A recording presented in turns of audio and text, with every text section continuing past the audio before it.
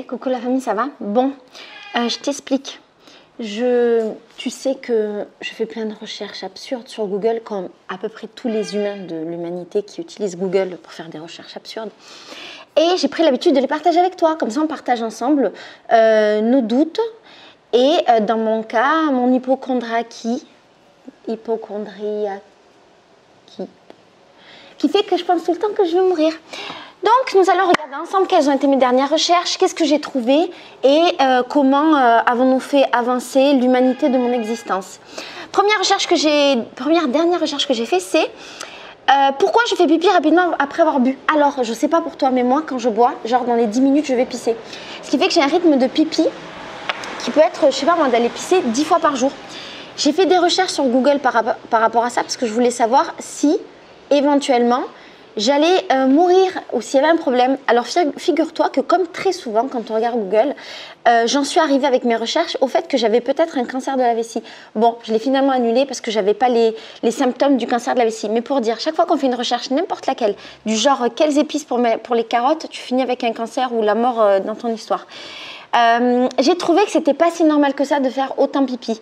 Et en même temps, j'ai pas de symptômes bizarres ou j'ai pas de problème. Normalement, il faut faire pipi. Ah, j'ai mal à la tête. Toutes les 2 ou 3 heures. 2 ou 3 heures après avoir bu. J'ai très mal à la tête. Ah, je vais avoir mes règles. J'ai très mal à la tête. J'ai pris déjà 2 Doliprane, mais pour autant, ça passe pas. Ah, du coup, j'essaye des huiles essentielles pour éviter d'avoir un vaisseau sanguin qui explose dans ma tête. Ah, ma grande peur, je crois que je te l'ai déjà dit dans mes vidéos, dans mes vlogs. Ma plus grande peur, c'est d'avoir une rupture d'anévrisme. Je sais pas pourquoi j'ai fait un blocage sur ça. Peut-être j'ai vu un truc quand j'étais jeune. Oh, on va mettre là, c'est trop bien. L'amande. Ah, j'ai fait un blocage sur ça. Du coup, j'ai toujours peur. Voilà, peur d'avoir une rupture d'anévrisme. Et quand j'ai mal à la tête, j'imagine toujours une veine à l'intérieur, un truc avec un vaisseau sanguin qui se bloque, qui explose et après je meurs. Voilà, ma vie. Donc, écoute. Je vois là que la bière est un très bon diurétique comme le café. Ça aide à éliminer les toxiques pour maintenir son équilibre, c'est-à-dire faire pipi, super. L'intervalle pour uriner, normalement 2 ou 4 heures, entre 2 et 4 heures, bon, moi c'est beaucoup plus. Pourquoi je fais pipi toutes les 5 minutes? Une envie d'uriner trop fréquente est parfois le signe d'une hyperactivité de la vessie. Alors super, déjà que je suis hyperactive dans la vie et que je fais beaucoup de choses en permanence et que j'ai pas une seconde de repos dans ma vie, même ma vessie, elle s'est dit vas-y, on s'en bat les steaks, on est dans ce mood là, bam bam bam bam, je bois, je pisse, je bois, je pisse, je bois, je pisse. Donc j'en suis là. L'hyperactivité résulte d'une contraction anormale du muscle de la vessie dont la cause n'est pas identifiée. Voilà, il n'y a pas de résultat, il n'y a pas de solution, on ne sait pas. Bah écoute, voilà. Hein. Alors, quels sont les symptômes qui peuvent alerter? Le pipi est genre hyper pressant et urgent. Bon, c'est pas mon cas, c'est juste une envie de faire pipi dès que je bois pipi. Une incontinence avec des fuites d'urine. Non, j'ai pas des fuites urinaires encore. Et des sensations de brûlure au moment de faire pipi. Non, pas du tout. Mon pipi sort transparent, il est très heureux. Ceci étant, j'ai vu après que pipi transparent, ça voulait dire que j'avais des problèmes de reins ou de diabète. Je pense pas que je sois diabétique. Je pense pas que j'ai des problèmes de reins. Mais voilà quoi. Écoute, on va laisser cette question-là en suspens. Quelle épice pour aller avec les carottes? Eh bien, quelle épice pour aller avec les carottes? Eh bien, figure-toi qu'hier, j'ai fait des carottes à la poêle, ce que je fais rarement, et je ne savais pas quoi mettre. Eh bien, j'ai découvert que le curcuma, ça marchait très bien. Effectivement, curcuma carotte, c'était très bon. Donc voilà, je te donne une petite indication de cuisine. On repart dans mes recherches. Comment rattraper un pull en laine rétrécie? Alors, figure-toi que j'avais un pull en laine rouge que tu dois connaître de mes vlogs, que j'adore de tout mon cœur parce qu'il est extrêmement chaud. C'est de la laine d'Andalousie, je rigole, c'est pas du tout d'Andalousie, de Patagonie, c'est ça le mot, c'est de la laine de Patagonie. Et c'est un truc que j'avais trouvé dans un marché de seconde main. C'est vraiment le gilet de mamie, mais je l'aime d'un amour infini. Il a sauvé mon hiver dernier. Je l'ai envoyé à laver à la fin de l'hiver parce que j'étais heureuse d'envoyer mon pull à laver après une saison à l'utiliser. Et la laverie, ils l'ont mis au sèche-linge. C'est pas de leur faute, je les avais pas prévenus, je l'avais pas percuté. Quand il est revenu tout petit. Et il m'allait plus du tout, il était tout court. Donc j'ai cherché des solutions. Et alors figure-toi que ça se rattrape la laine. Je ne savais pas. Moi je pensais que c'était terminé à tout jamais. Que nenni. Et alors la solution que j'ai trouvée, je te la donne. parmi toutes les solutions, il y en avait plein. En fait, il fallait prendre le pull. J'ai pas le résultat encore parce que c'est en cours. J'ai pris le pull, je l'ai mis dans de l'eau tiédasse, pas trop chaude, avec de l'après-shampoing.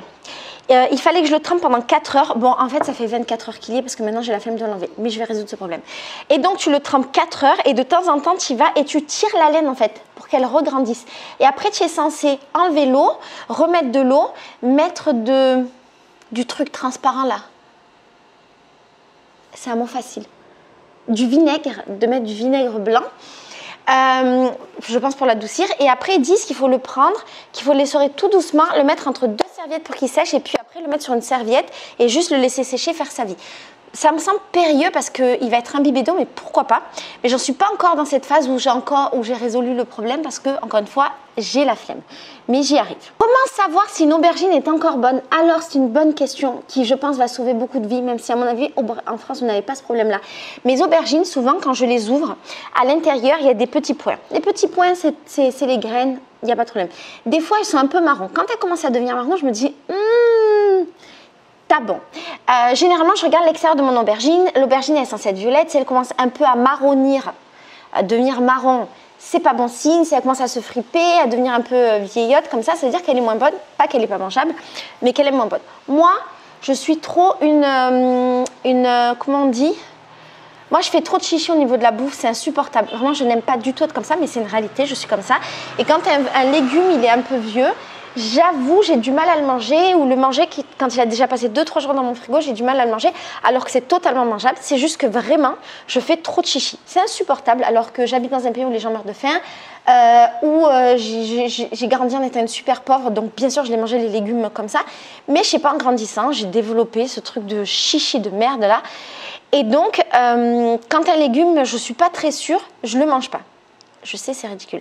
Mais sache que quand je fais du manger, que je le garde dans mon frigo et que je le remange pas, parce que j'avoue aussi, je mange pas toujours le manger. J'ai toujours peur que ce soit pas frais. Alors je sais que ça marche, il n'y a pas de problème, mais j'ai toujours peur que ce soit pas frais. Et c'est ridicule. Quand j'étais en Inde, je mangeais du manger, le mec, il le faisait sous ses aisselles. Je le mangeais pas de problème. Bah alors par contre, mon plat de riz, ça fait 3 jours qu'il est dans le frigo, fini, je le mange plus. Enfin bref, c'est ridicule. Qu'est-ce que je fais? Je garde et quand quelqu'un sonne à ma porte pour me demander à manger, parce que ça arrive souvent, je lui donne. Donc voilà, je gâche pas la nourriture. Peut-être des fois, je gâche un peu des légumes parce que j'oublie de les manger ou parce qu'ils sont trop vieux. Bref, aubergine. Pourquoi je fais ça? Parce que quand j'ouvre mon aubergine, je vois que les grains dedans, ils sont un peu marron, foncé. Et je vois, il y a des trous avec des grains un peu noirs dedans. Et généralement, j'enlève ça parce que ça n'a pas l'air très bon.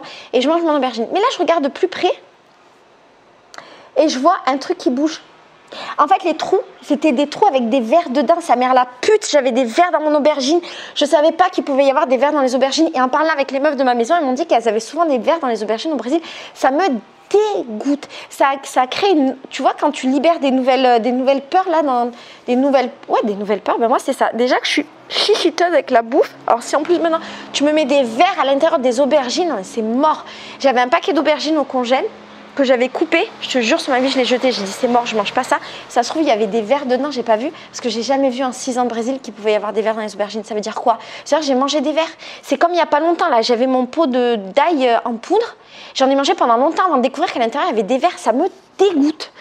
J'en ai marre et quand j'ai vu ça, j'ai dit c'est bon, j'en ai marre de ce pays tropical, là il y a des vers partout. Tu me diras en même temps ça me fait des protéines vu que je mange pas de viande, mais quand même je veux pas manger des vers dans ma vie. Voilà, déjà que je suis une peureuse de la bouffe, mais bon, ok, j'ai jeté mon aubergine, j'ai fait mes recherches pour savoir comment l'aubergine était bonne, et j'ai rien trouvé à propos des vers qu'il y avait à l'intérieur des aubergines. Donc je me suis posé la question, est-ce que c'est un problème de pays tropical ou est-ce que vous, en France, vous voyez des vers dans vos aubergines? Je pense que la réponse est non, vous n'en voyez pas. Mais bon, ok. Ensuite, quelle recherche j'ai fait? Ah oui, j'ai fait une recherche sur la purée saucisse.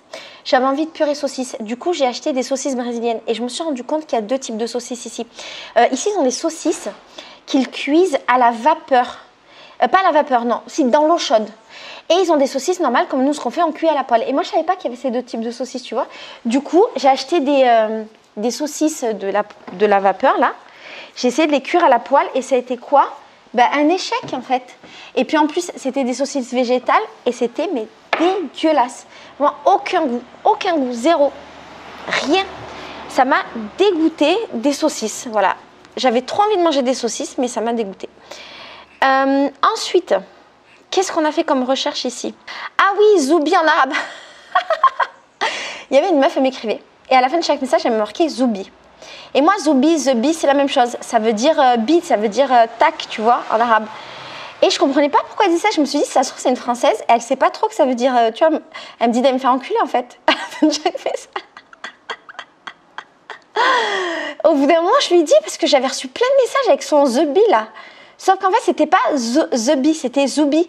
Et dans le doute, tu vois, j'ai quand même cherché Zoubi. Et Zoubi, eh ben, désolé, Google me dit Zoubi.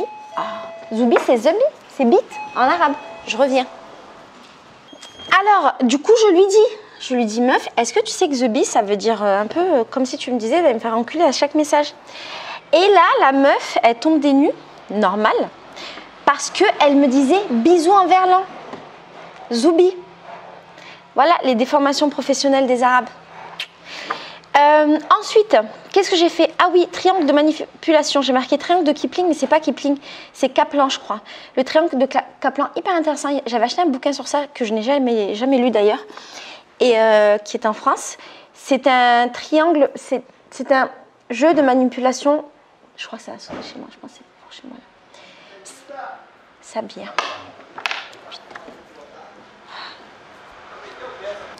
Bon, ensuite j'ai cherché quoi faire d'un iPhone oxydé. Tu sais que mon iPhone 10 est décédé après 3 semaines de vie commune et de vie tout court.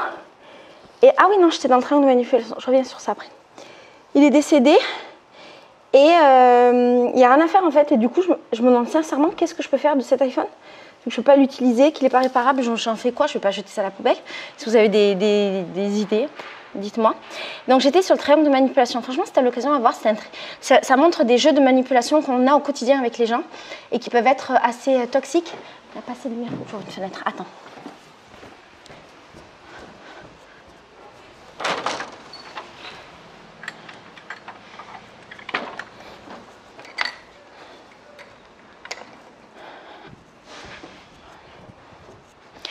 Et dans lequel on retrouve les figures de la victime, le sauveur et l'agresseur. Si jamais ça t'intéresse,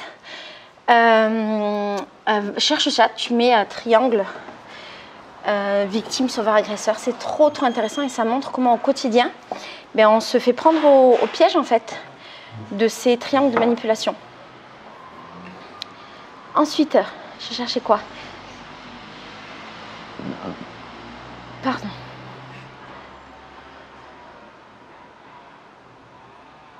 Comment savoir si un fruit sec est installé? Moi, j'ai des questions qui sont hyper pratiques.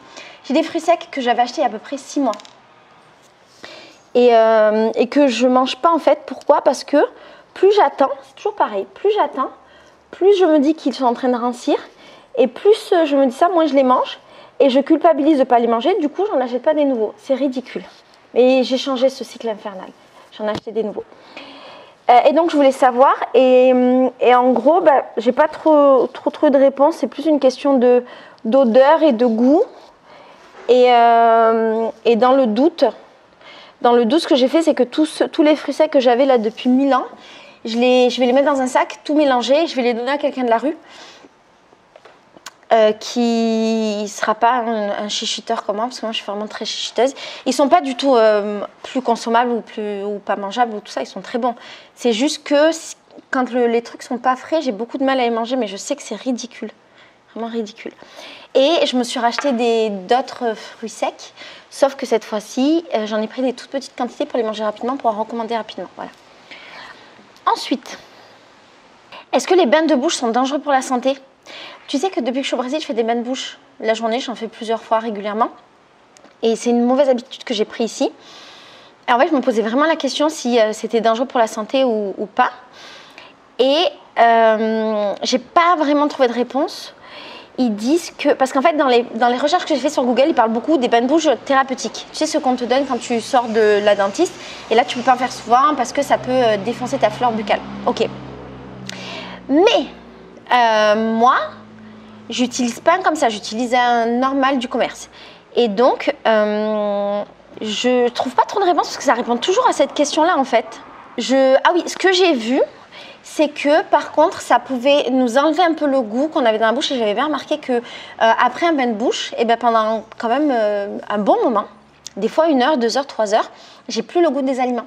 En fait, ça inhibe un peu ma langue, c'est trop bizarre, trop bizarre. J'ai l'impression que tout est fade. Et là, du coup, j'en fais moins. Parce que je me suis dit que peut-être j'allais tuer ma bouche. Je pense pas, tu vois. Et chaque fois, je me dis peut-être qu'un jour, j'aurai un cancer de la langue à cause de ça. Bon, je pense pas, mais on sait jamais. Et le problème, oui, c'est que ça tue pas les bonnes bactéries, ça tue aussi les... Non, ça tue pas que les mauvaises bactéries, ça tue les bonnes. Et qu'est-ce que je voulais dire aussi? Pourquoi je fais ça? Parce qu'en fait, j'adore tout ce qui est à la menthe. Bah, tu vois, depuis tout à l'heure, je me mets de la menthe là. Parce que j'ai très mal à la tête. Et aussi...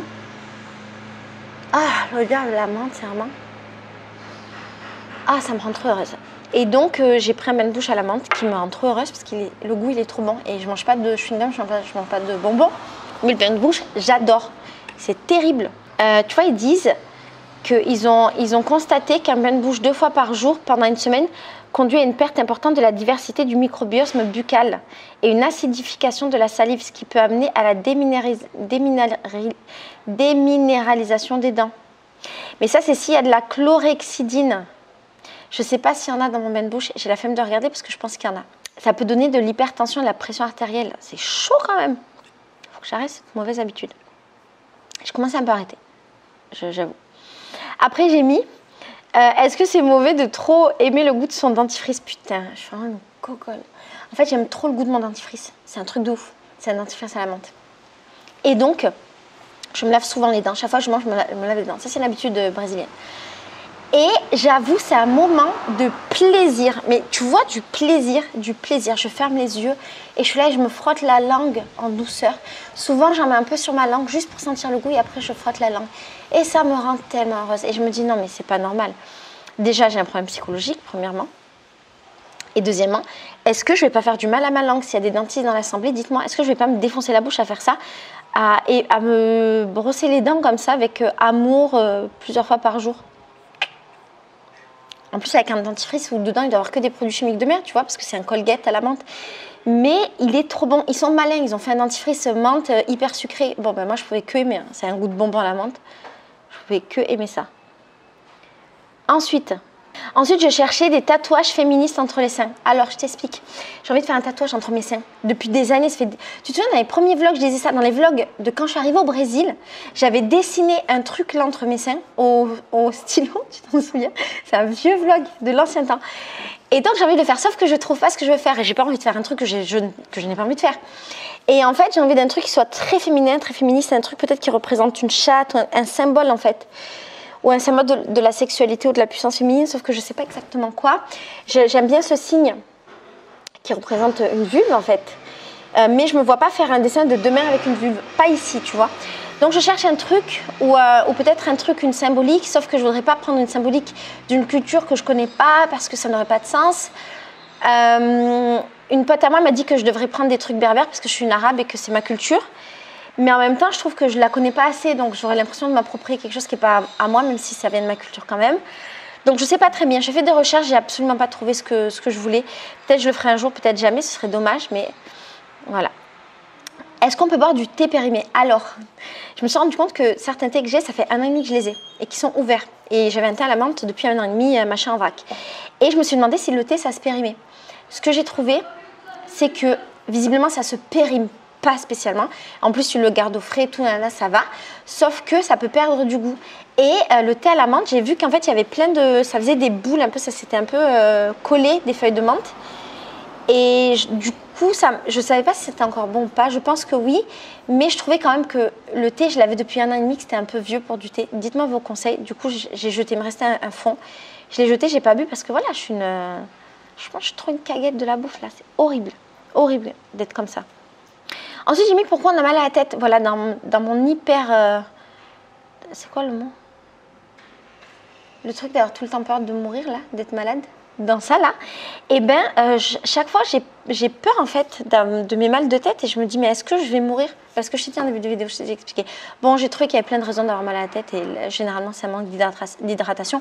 Je le savais déjà. Mais même si je le sais, je continue quand même à chercher. On ne sait jamais. Peut-être je découvre un truc. Pour l'instant, non. Ensuite, oh, je suis fatiguée, j'ai envie de dormir. C'est parce que je vais avoir mes règles. Je vais éclater. perte de sensibilité du bout du doigt. Alors c'est un truc de ouf ce qui m'arrive et ce qui m'est arrivé. J'ai fait un stage pour faire un instrument de musique. C'est un instrument qu'on tient comme ça, qui vibre beaucoup, on tape dessus, on le tient comme ça. Et en fait, j'avais un doigt, ah c'est lui, hein. J'avais mon doigt comme ça, mais ça y est, c'est parti. Et il était dans le truc où ça vibrait, ça a duré 2h30. Et en fait, après ça, mon doigt, il est devenu insensible et le bout du doigt était complètement insensible. Mais non, mais c'est lui. C'est lui, ça fait toujours bizarre. Bah oui, c'est lui. Et en gros, depuis ça, mon doigt est insensible et quand je touchais des trucs, je ne sentais rien du tout. La sensibilité, elle est un peu revenue, je le masse beaucoup. Ça fait 2 mois maintenant, c'est bizarre. La sensibilité, elle est revenue. Tu vois, la preuve, je ne me souviens plus quel doigt c'était. Mais si j'y pense et si je touche, je me rends bien compte qu'il n'a pas la même sensibilité que les autres. Et en fait, quand je touchais ici, j'avais l'impression, voilà, ça me le fait encore. J'ai l'impression que c'est comme s'il y avait un truc qui était coincé. En fait, ça me fait, si je frotte là, ça me fait une douleur, tu vois. Ah. Et avant, c'était super fort. Et je sentais bien que quand je touchais là, ça me faisait des petits, parce que ça me fait là maintenant, exactement. Des petites sensations de fourmillement ici, là. Quand je touche là. Ah, c'est bizarre. Et donc, depuis 2 mois, je masse régulièrement, même si ça me fait très mal, parce que je me dis, bon, si ça se trouve, je vais remettre un truc, de avoir un fil dedans qui s'est bloqué. Et donc, c'est pour ça que je suis plus sensible. Mais j'avais un peu peur, parce que comme je suis un peu hypochondriaque, j'ai imaginé toutes les façons dont mon doigt allait crever. Et je me suis dit, si ça se trouve, ça m'a pincé quelque chose. Et donc, le sang ne circule pas, mon doigt va nécroser et je vais devoir le couper. Donc, j'ai fait des recherches pour savoir comment on pouvait vivre avec un doigt en moins. Bon, visiblement, ça va. Ce doigt-là, c'est pas le plus important, tu vois. Franchement, c'est le pouce qui est le plus important. Mais quand même, et la sensibilité est pas revenue. Et là, le fait d'avoir touché, et ben voilà, j'ai la perte de sensibilité. C'est trop bizarre. Si jamais il y a des kinés dans l'histoire, sauvez-moi. Toutes mes recherches, c'est des problèmes médicaux ou de bouffe. N'importe quoi. Ah oui, après, j'ai fait une recherche pour savoir si ça va être du jasmin au Brésil. Alors, j'adore le jasmin. C'est vraiment ma plante préférée, mon odeur préférée de toute la vie du monde entier. Et ma pote de Mayotte, elle m'a offert un beurre de jasmin, ce que je trouve merveilleux. Je l'utilise avec parcimonie parce que j'ai tellement peur d'arriver à la fin et de ne plus en avoir que je fais super attention. Et j'ai des potes qui m'ont ramené du Maroc aussi de l'huile de jasmin que j'utilise en parfum. Je ne veux pas utiliser de parfum dans la vie, mais j'avoue que cette huile-là de jasmin, je l'aime trop. Sauf que du coup, comme je l'aime, ça me crée une peur. Mais ça, j'en ai parlé dans plein de vidéos, j'ai toujours la peur de manquer. Et du coup, je fais des réserves de tout. Un peu, tu vois, j'ai des trucs comme si c'était des consommables, alors que ce n'est pas des choses qui sont vraiment des consommables. J'ai des réserves de choses chez moi. Et donc, j'ai demandé à un pote de me ramener plein. Bon, elle m'en a ramené 2. Moi, quand je disais plein, je crois qu'elle ne se rendait pas compte que je lui disais ramène-moi-en 10. Comme ça, moi, ça me dure pendant toute la vie. Mais elle n'avait pas percuté que j'étais folle. Et du coup, j'utilise ces 2 trucs de jasmin vraiment avec parcimonie parce que j'ai peur de les utiliser. Sauf qu'en faisant ça, parfois, je perds les trucs parce que les trucs se pourrissent ou s'abîment ou machin. Donc, c'est ridicule. J'en ai conscience. Je fais un travail psychologique sur la question. Et donc, en fait, ce que je cherchais, c'est est-ce qu'on pouvait faire pousser du jasmin dans la maison? Je me souviens même plus de la réponse. Est-ce qu'on pouvait faire pousser du jasmin dans un pays tropical? Est-ce que je pourrais en avoir dans ma maison juste pour avoir l'odeur du jasmin autour de moi? Et je voulais savoir aussi si je pouvais retrouver ce beurre de jasmin ici. Bon, la réponse est non. Sur Amazon France, j'ai pas trouvé non plus. Donc, c'est mort. Quand j'aurai fini, j'aurai fini. Et qu'est-ce que je voulais dire? Quoi? Peut-être que ça viendrait du Brésil, le jasmin. Il se fout de ma gueule. Le jasmin, il y a une partie du jasmin qui vient du Brésil. Mais pourquoi j'en trouve pas? Ok, je vais donc faire des recherches. Je vais envoyer un message à mon jardinier de suite. Je suis très sérieuse. Fred, se poderia me ajudar a achar uma planta de jasmim para minha casa?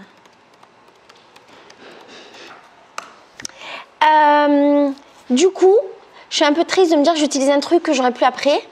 Parce que voilà, quand j'aime quelque chose, je suis assez monomaniaque et je vais utiliser que ça. Du coup, ce beurre de truc là,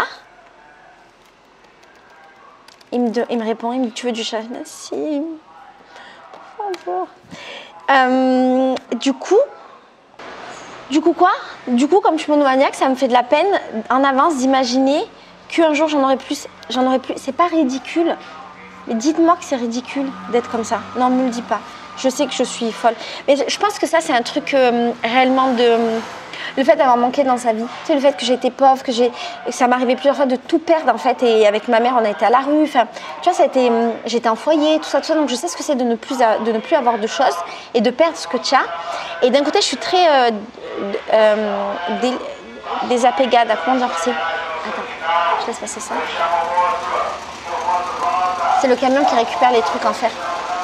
Désapégade. C'est-à-dire, je m'en bats les steaks en fait du matériel et en même temps, j'ai toujours peur de manquer de choses, d'où le fait de faire des réserves. Hier, j'étais en train de faire mon vlog et j'ai rangé toute une armoire à moi là. Et je me suis rendu compte que chaque fois que je faisais les courses, je rachetais du dentifrice et la solution buccale, les deux fameuses dont je te parlais. Et en fait, j'ai 10 dentifrices d'avance sur moi, 10 dentifrices et 3 solutions buccales et deux rouleaux de trucs pour les dents là, de fil dentaire. J'ai plein de savons en avance, mais plein, j'ai une dizaine de savons en avance. Je me lave même pas avec du savon pour mes mains et des savons qu'on m'offre. Dans mes produits ménagers, j'ai toujours une ou deux références en réserve. Mes shampoings, j'ai toujours un ou deux shampoings en réserve. J'ai toujours été comme ça. Dans mon existence, je me souviens très bien de mes armoires de salle de bain avec le shampoing et comme dans un magasin, en fait, plusieurs références comme ça en réserve. C'est ridicule. Et en même temps, pour la bouffe, là, pour la bouffe, je fais aussi. J'ai plein de paquets de pâtes d'avance, de riz, de machin, des basiques. Ouais, je suis comme ça. C'est une maladie peut-être. Hein, je sais pas. Ok. On va retourner sur mes réserves et puis après on va arrêter parce que la vidéo est longue. Et puis je suis en train de te confesser un peu tous les problèmes de ma vie. Ben voilà, j'arrête là. On arrête avec les problèmes de ma vie. Je te fais des bisous. Je te dis à bientôt. Ciao et c'est dur d'être un peu maniaque comme ça, d'être folle. Bah allez, bisous.